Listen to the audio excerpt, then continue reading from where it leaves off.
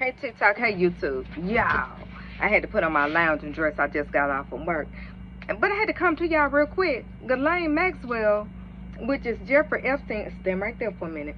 Jeffrey Epstein, in the street they would call Jeffrey Epstein, Delane Maxwell, I'm gonna call my grandbaby is, his bottom bitch. What about she, and in the street what that meant is she would have kept the other prostitutes in check. Well, in this case, Delane Maxwell, these young girls weren't prostitutes. They were young girls. Imagine your daughter, your sister. Imagine that your niece, that this woman befriends so that she can pimp them out to old men.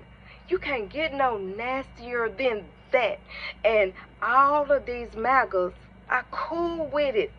They good with it. Marsha Blackburn, all of them, they ain't saying nothing. And remember, just a few, it might have not even been a whole year. Mississippi, Tennessee, and somewhere else was trying to make it where if the parents signed, they could marry their daughter off at the age of 13 years old to a grown man. You don't get no nastier than this. Now, Donald Trump running around talking about all of it is a hoax. All of it is a hoax. So what he's saying is, every one of them 1,000, they said it's 1,000 of them at least, 1,000 of those young girls, those young innocent girls who probably hadn't even had their cherry pop. He's saying each and every one of them are a liar, and that him, his ilk, his crew of rich, nasty men that like little girls, they're the only ones that's telling the truth. Because he got to be saying that for him to keep saying it's a hoax. It's a hoax. All of this is a hoax. What? Sorry, what? What do you mean it's a hoax?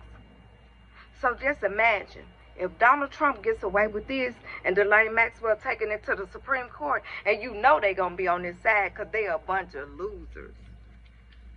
They can start dragging our kids, our grandkids, out of their house at the pleasure of these dirty ass old men. And the fact that these dirty old men, wives, are not saying nothing.